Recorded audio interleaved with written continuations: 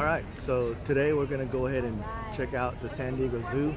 I haven't been here in a while, so this will be interesting. My friend is with me. I don't know if he wants to be on camera though. I don't think he does, but we'll see if I can kind of sneak him in there.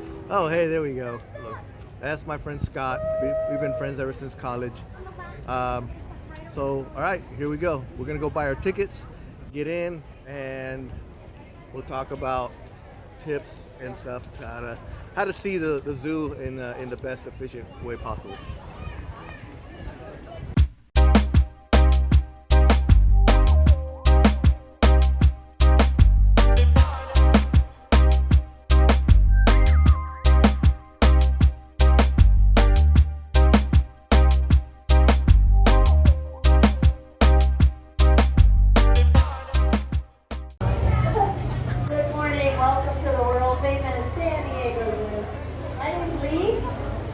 Great joy to take you around the park today and share some fun animal stories. Meet our residents. We have close to 4,000 of them living here at the San Diego Zoo. We are also San Diego Zoo Global. We're working in 80 countries and over 140 conservation sites, leading the fight to save endangered species all over the globe. So thank you for supporting us and giving the animals a voice all over the world. As we head through the front plaza on the right-hand side, behind the flamingos, is called the Lost Forest. That's a walking area to visit our great apes and monkeys. We're talking about gorillas, bonobos, primates, orangutans, monkey trail, tiger trail, hippo trail, and more, all in that area behind wonderful sanctuary of flamingos. Straight ahead of us, you'll see a red roof building under the cable. That's the safari above, and then the red roof building is the reptile house. You can ride the sky ride as often as you like. It takes you across to the opposite end of the zoo, and it opens at 10 o'clock this morning till 5. It's free, pick it up on either side.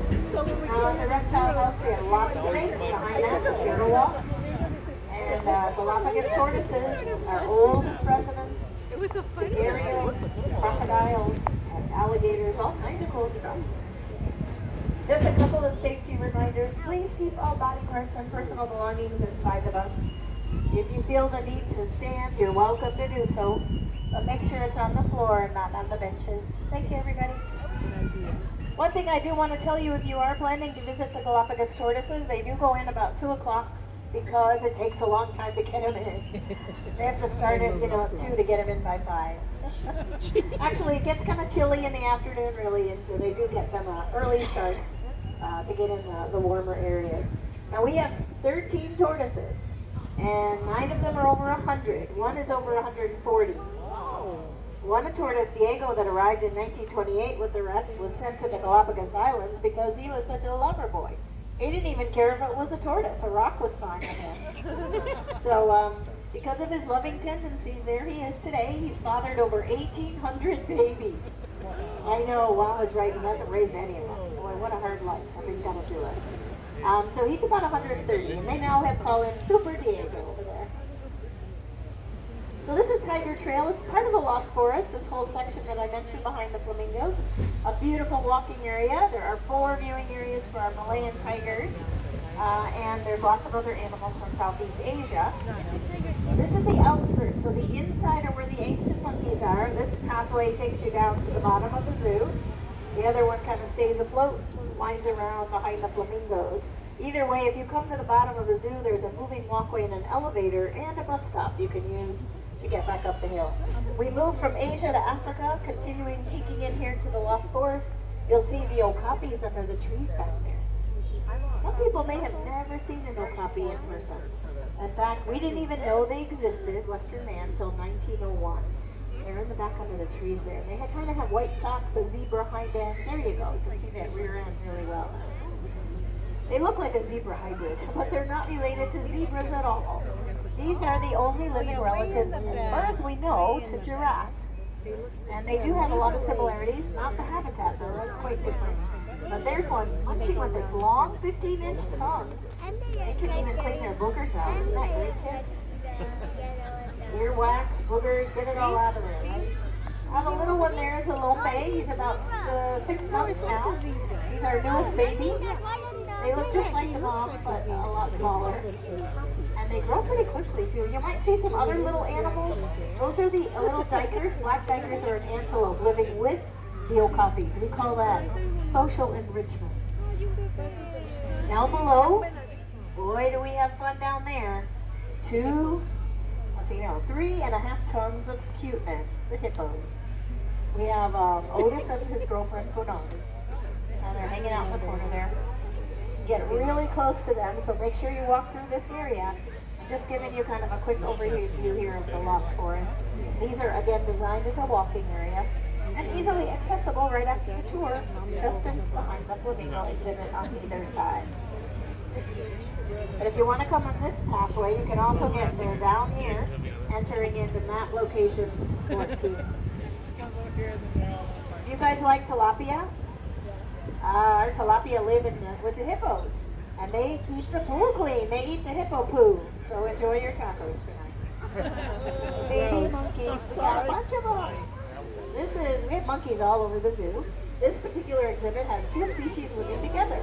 The rich red-tailed monkeys with the white bottom and the red tail. There goes one, and the youngster. And then the owl and the swamp monkeys, they have a new baby just a couple of months old. Right there, guys. See the baby? Look in the back. Looks like a little spider. Okay,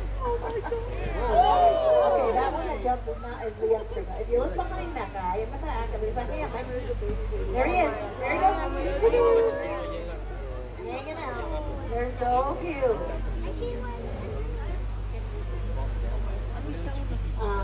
We give them lots of things to do in here to monkey around. Look at him jumping on that little hammock. Here comes the cousin in the play. They're so cute. So some of the adults that live here, the swamp monkeys, happen to be rescued from the bush meat trade. They found them being sold in markets in Africa as food. That's illegal. So rather than on someone's dinner plate, they're here raising families of their own. Having a ball. We're at the bottom of the zoo, and remember, you do not have to walk up hills at the zoo. We have all sorts of assistance for you. So let me explain it one more time, and we're going to go by it as well. I'll drive by it. But to the right, about 100 yards, is a bridge.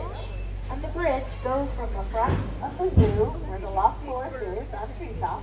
See that bridge, everybody? It goes from the front, where the gorillas are, straight across to the back, where we're headed. To get to that bridge, there's an elevator just under it, and a little bit farther, a moving walkway. So you don't have to go up the hills if you don't want to. Also, we have what's called the kangaroo bus. This is stop 2 on the left, up ahead. Air number 15, next to the restroom, you can visit our Asian cat exhibit for the leopard. We have 3 leopard exhibits. 2 of them we drive by, 1 of them we don't. So that one is the Amur leopards. They are the rarest leopards on Earth. So come on in. Hi, how are you guys doing? That's Seamus and Betty White on the left. That's great white pelicans. And they're hanging out with a camera on them. From Africa, and a bunch of freeloader birds that just think the zoo is a great place to live. None of them belong to us. Up on the right is Eagle Trail. Come over here to stop 2. Hop off and you can get over to the Eagle Trail area. This is the kangaroo bus stop. It's a yellow kangaroo representing the hopping on and off of the bus. It does take you to stop 1 where the kangaroo is, but it's not really, there's no kangaroos on the bus, let's put it that way. A lot of people ask that, believe it or not. So the zoo, just last month we had our birthday, and we're now 103. We started back in 1916, and over the years we have become world famous. Not only for our animal collection, but for our breeding, our releasing in the wild, our conservation efforts most of all. In our history, over 40 species have been released back into the wild. When you came into the depot, you may have seen that sign that's up right before you go into the queues with all the circles and the animal faces. Those are some of the projects that we're working on around the world. Here on the right are the giant elands. They are the largest antelope in the world. They came to us from the safari park. Our sister park is about a 40-minute drive from here and an all-day experience. There's the kudu and the sphinx gazelle.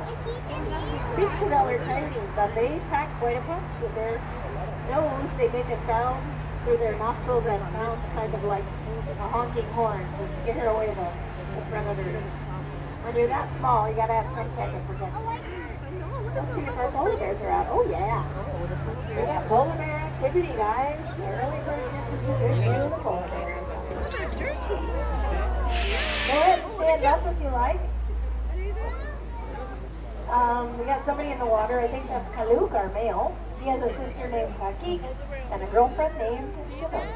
Chinook's the oldest. She's 24. Those two are 18 years old.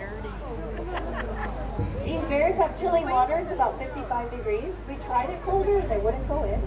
They were all orphaned in the wild as babies. We had to learn how to raise polar bears, basically. And they've taught us a lot about their biology and behavior. Wow. We have two of them, Orion and Lucy, and two Patagonian Mara. The Mara look very interesting. They kind of look like a little capybara and a bunny got together with long skinny legs. They're very strange. And again, South American. Social enrichment. Some people may prefer to take our sky bridge rather than the sky ferry. And that's fine, no waiting in line for that at all. That's up here. I showed it to you from down below. Mountain lions, down below here on the left. We have two mountain lions. One's name is Kima, the other is Koyama, which means mountain lion. There are so many names for mountain lions that they won the Guinness Book of World Records. He or she is right down there below the minus sign. Just kind of sitting and chilling this morning. The reason they have so many names to begin with is because of many people naming them from our wide range they've lived in. Northern Canada all the way down to the tip of South America and the mountain lion ranges. So many people gave them different names. Puma, cougar, catamount, ghost cat, bearcat, desert cat. Whew, there's a lot. 43, I think, total. You might come back over here and see the Maine wolves today. Their urine smells like skunk, so don't be surprised if you get the aromatherapy. Here's kangaroo stop 3 on our left. If you get off here, again, there's the bridge. See that sky bridge? We saw that from below. And then if you don't take the bridge but you turn right, it goes into the pedestrian section for Elephant Odyssey, where we're headed next. The Odyssey is home to elephants, yes, but over 20 other species. It took 2.5 years to complete, and it was completed in 2009. First up on the left, is it a chinchilla? Is it a groundhog? A squirrel? A guinea pig? What are these? They're called the rock hyrax. And we have 9 new babies. And I like to call them little Legos because they like to stack up like Legos. The hyrax are actually one of the nearest living relatives to elephants. And I know they kind of don't look anything like one, but when you look at the inside, their skulls and their skeletal structure and foot pads are similar to elephants. And they even have 2 tiny tusks that stick out at the top of their jaw. On the right-hand side are Ellen and Ernie, South African lions. Ernie's up on the pedestal on the far right. Susan and Ellen, I know, I thought I saw her. Here she is. She's right here on the rock. She's going to go to her pedestal. These are young lions, about 5 years old. What do we call a group of lions, everyone?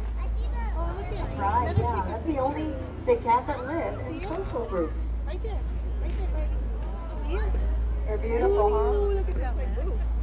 I know, they always take us a while. You got it? So, because lions live in tribes, their space in Africa is diminishing, but not because they live in tribes, but because it's harder for them to stay together, to survive with such few land, with just so little land left. There are only a few tribes. So it's important that we are helping them. One of the problems is that people are moving in with cattle. And that, of course, is going to be tempting for the lions. So we don't want to upset the livelihood of people, but also we need to protect the animals. Community-based conservation is a project that helps everyone, both people and animals alike, and save habitat. So one of the things that we do, there is a program that we're supporting called Lion Watch, and it gives people full-time jobs, and in Africa to keep the lions away from the cattle. You can support these by being an eco-tourist. There are many community-based conservation projects around the world. When you travel, book your experiences first through ecotourism websites. So you have a vacation and your money is going to a good cause. Hi, Mitch, how you doing?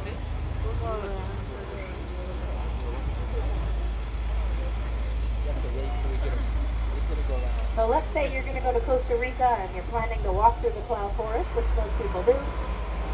You can book that experience again through an ecotourism website. Just Google it, ecotourism, and the place you're going. Just like the San Diego Zoo, when you guys come here, remember that we're nonprofit and the money is going to 80 countries and over 140 projects. So thank you for being here and supporting these animals. Looks like a llama, actually called a guanaco. The brown ones are anyway. Ed, he is a llama, the spotted one. Guanacos are wild llamas that live in the Andes Mountains. On the right, let's see, this is the first part of the first yard. Oh, there's two elephants way over there, Debbie and Tembo, way over there. They're over playing with the flex scratchers and stuff. We have 4 elephants living here, so hopefully we'll get a better view of Mary and Shaba. Tembo and Debbie have been together for over 35 years. I call them Ellie friends instead of elephants. And you can tell the difference between the two by, do you guys know what you look for when you look at African and Asian elephants? The ears is the first indication. With females though, the Asian elephants, females don't grow long tusks. They have small incisors underneath their trunk. Here's some of the browse that the ficus that we grow. Lots of plants here to feed the animals. We have 700,000 plants on grounds, providing them with lots of fresh greens. This is a care center, state of the art. Ladies, our elephants get pedicures once a month, and massages, and baths, and they get full health and full dental. Isn't that awesome? And Kendall, the one you saw back over there, the African elephant, she gets acupuncture for her arthritis from our doctor, Beth, who is a certified acupuncturist, one of the 7 veterinarians we have here at the San Diego Zoo. Wow, check out Charlie. He's a secretary bird, and like his cousin eagle, he looks like an eagle, and he also is a good flyer. But they don't fly during the day. They're walking on the ground looking for prey. And they stomp on their prey with these big claws and powerful legs and feet. They can even kill cobras. Pretty cool birds. The secretary bird. He's here to meet Stella. Another one we have, a female. We'll see if she likes him, because she didn't like her first boyfriend. You know, birdmatch.com. Many animals here at the zoo are part of a species survival plan. It's called the SSP. When they are critically endangered, they fall into that category and take precedence. And these, it's sort of like if you were to compare it to Match.com. So catmatch.com or birdmatch.com. But it's a database for genetic diversity all over in North America. This is Mary. She's our oldest elephant, and her friend Shaba, the youngest, is over here to the left of her. Mary is 55 years old, and she's on her last set of molars, her quadrants of teeth, so we grind her food for her. We also want the elephants to use their trunks in many creative ways, so we give them all sorts of food puzzles. Scientists still are baffled as to how many muscles are in their trunks. Well, they know there are at least 40,000. 40,000 muscles! Hi, Shaba. Shaba's from Tucson. She is an African elephant. Right away you can tell by those big ears and the beautiful tusks. Elephants can live into their 70s here with the kind of care they get. In the wild, they're lucky to make it to 40s because of poachers. 96 to 100 elephants statistically die every single day because of poachers. So folks, the only place that ivory belongs is on the elephant. And ivory is the tusk. That's what that tooth is. Don't buy anything made out of ivory. It's illegal to buy it, to sell it. And the United States happens to be the second largest consumer of illegal ivory in the world, unfortunately. So be careful what you buy. And you can report people that you see selling these items at wildwitness.org. anonymously too. You I'm don't gonna even take a have to give your picture of name. this thing. Just tell them who and when and where or whatever. Over here are the camels and the pronghorns. Pronghorns are the second fastest land mammals on Earth. They run almost as fast as the cheetah. So about 60 miles per hour. The cheetah maybe about 70. The cheetahs are quick. They have to run, they can only run about 20 to 30 seconds. While pronghorns can keep up speeds into the 30 to 40 mile per hour range for 5 minutes. Check them out, the California condors. These are one of our greatest successes to date. Look at these beauties. I know the sun's in your eyes, guys, so let me see if I can fix it. Let me know. That's a little better. It's kind of tricky. Oh, and we've got Mo here. Let me pull over in the shade, then you guys can look back. Here comes Mo, getting his morning walk. Number 4. By the way, we have a condor cam, and you can watch them raising the condors. It's so cool. They use a hand puppet that looks like a mother bird, so they never imprint on humans.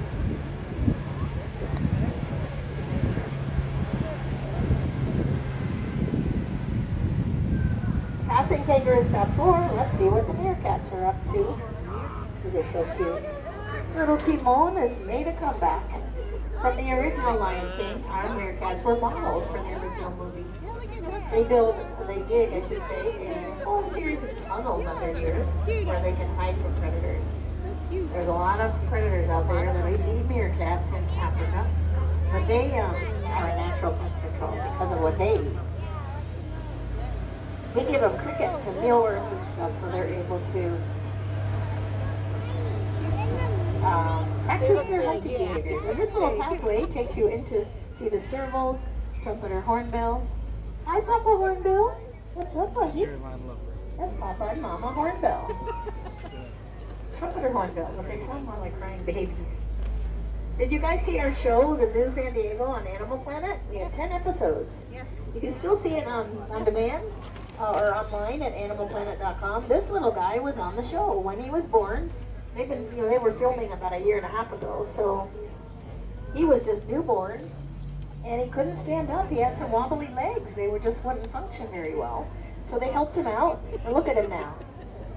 Now he's with Mom, and they were bottle feeding him, but they were keeping him with Mom every day. So he's all well. And that's the kind of cool stuff that you see on that show at the Zoo San Diego, all the behind the scenes, interesting animal procedures. We have an acupuncture for our tempo from Dr. Beth on there, and some of our animal introductions. A really, really neat This is the African Rocks area. experience to watch the 10 episodes. This area on the right is the top of Africa Rocks. We'll be taking a drive through the side road, but it's a limited view on the bus, so make sure you come through here in the morning. I always tell people when the best time to see things, and Africa Rocks and the Lost Forest is better in the morning. Now in the late afternoon, that's usually better Center Street. That's what the big cats and the snow leopards, I should say, and the bears. But we're going to take a look and see how they're doing right now. This is our koala house. The Queenslander house is home to over 30 koalas. The entrance is to the right, and you can walk there a couple of minutes right after the tour. Takes you right over there to the entrance. It also takes you to where that orange bus is, stop 1, and loop around past the giraffe, cheetahs, rhino in the middle, kangaroo, fennec fox, and zebra. Many more animals inside urban jungle. Now the route between the kangaroo bus and the tour is different. So all the route we just did is the same, except the kangaroo bus starts there and stop 1, and we don't go there. So also the kangaroo bus does not go down here, down center and up after the rock. That's something strictly for the tours. So that's the difference in the routes, just so you know. Kangaroo bus is a transportation bus, and we are a tour bus. All right, let's see if our sloth bears are out. We have 2 brothers. There they are, playing around this morning.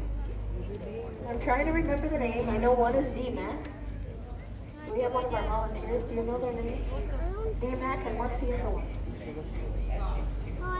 Oh, I Deepak? See it? Oh, Deepak. Two. And what's One went over there, you saw? See the other one? Deepak? Okay, so one's Deepak, and what's the other one? Tupac. Arctic. All right.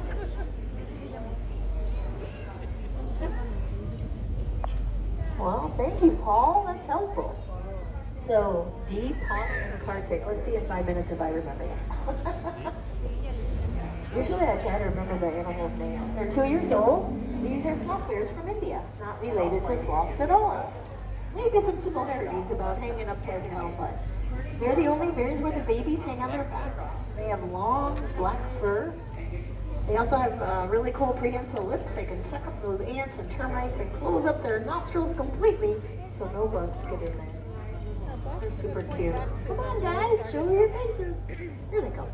Look at that furry guy. You know, Baloo was supposed to be named. Was supposed to be designed after it. Doesn't look like Baloo at all, does it? The bear, they're so silly. These guys have really long claws too, like most bears. So let's see, Deepak and Kartik, right? Was it Kartik? Oh, there they are, snoozing away. The snow leopards. This is Ramil and Penny, and they get along really well, as you can see. Look at their tails, they're big, fluffy like a big long raccoon tail. Keeps them nice and warm up 20,000 feet in the Himalayas, and also helps them balance. They wrap that tail around themselves like a blanket. After 4 o'clock, they'll be up and off and around, so a good time to come back and see them. Next door, we have more bears. Here in the luxury suite are grizzly bears, Scout and Montana. Talk about claws. These guys have some big ones. Wow. And again, late afternoon is when you're going to get more activity, but right now we're just resting. They probably were up really early this morning. These boys came to us from Idaho. They were getting into mischief. Mom was teaching them to raid the campsites in Yellowstone. So that's not a good thing. When they get accustomed to eating human food, that's when trouble starts, and many bears have lost their lives because of it. So make sure you don't ever feed a wild bear, and always keep your food and trash in bear-tight bins when you're camping, where bears may go. Look at these cute little boys. All brothers. All right, looking for Alba. Is she around?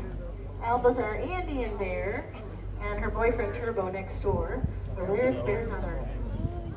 These bears live south of the equator. They're the only bears in that section of the world. And because of so much human activity, logging, mining, and agriculture, the grass or the it's harder and harder for them to have their space. Even the fruit trees they so love to eat are now critically endangered. So they're part of an SSP plan too. Up in that right corner in the cave is a loft, a little loft bed. That's where Turbo is right now.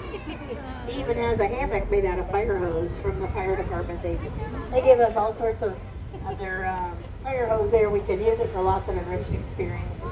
All of this green area to the left is Fern Canyon, the first planted area of the zoo over 85 years ago.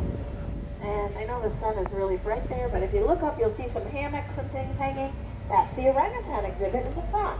Really easy to get to, right behind the flamingos. This is why you should not plant a ficus in your house. Look at this root on the left. Yeah, and don't plant ficus. The roots are super invasive. But here, ficus is a major staple from everything from monkeys to elephants. They love it. The rhinos love it. So on the right is sun bear forest. You can visit the smallest of all bears there, the sun bear. And then also the gibbons, which are lesser apes, the smallest of the ape species on the loudest. There's your moving walkway. There's your bridge again. There's the elevator under the bridge. So if you go up that moving walkway and you cross the bridge, you'll be over by the lions. If you don't, you'll be on the side of the lost forest, that section that's walking only. If you don't go up at all and you walk down this pathway, it takes you to the red panda, Szechuan toucans, the leopards, and kangaroo stop number 2. Wame Cafe on our left for delicious Asian cuisine. Coming up, Africa Rocks. So there's an aquarium under here that goes into a 200,000 gallon pool. For our African penguins, we have over 30 penguins.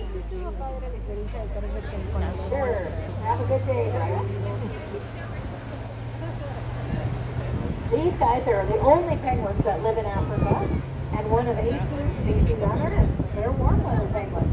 They live in South Africa where the climate is similar to San Diego. And it's winter time now, so they are getting ready to nest. Hopefully we'll see some kids this winter. Everybody has their little buddy. And then there's Katie, who likes to break up the pairs. A lot of drama down with the penguins. But they're really respectful when it comes time to hand feeding. It's like a little kindergarten classroom. Everybody sits around and waits for their turn to get their fish. About 2:30 would be a good time if you want to see the feeding. But any time of day to watch them swimming and playing in the water.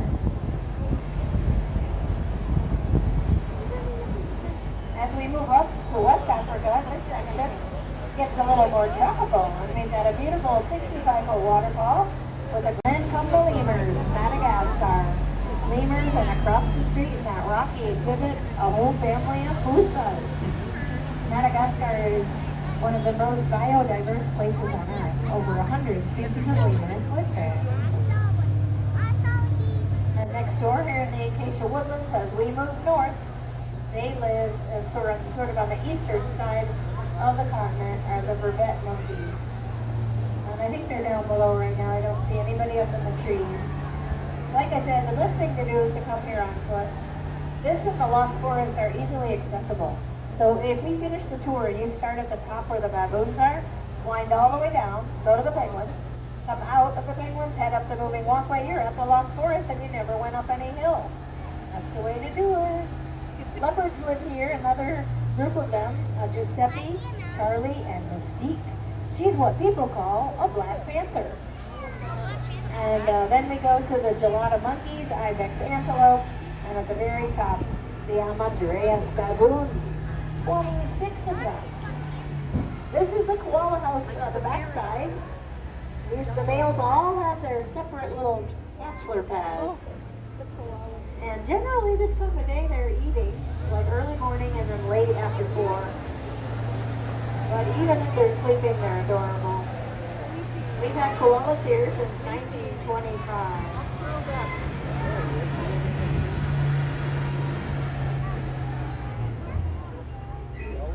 So the baboons are to the left, koala house to the right. So you can come into urban jungle, enter into the Queenslander house, and cross to this crosswalk.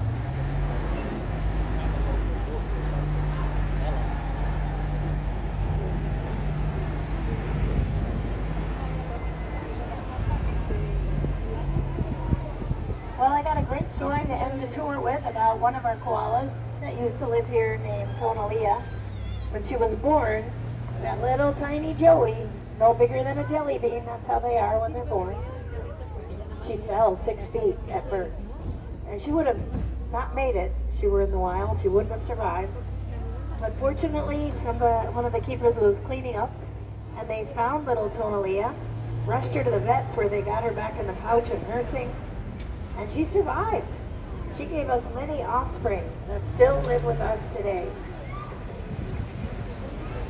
And on that happy note, as my voice is going so early this morning, I thank you all for coming aboard and helping keep the world wild enough for all the animals. We'll continue to fight extinction, but we hope that you will also make some changes in your daily lives. Go to our website at sandiegozoo.org to check out more ways to be a wildlife hero. My name's Lee. I hope you enjoyed my tour. Thank you, everybody, and have a joyous day here at the world famous San Diego Zoo. That's delightful. Thank you so much.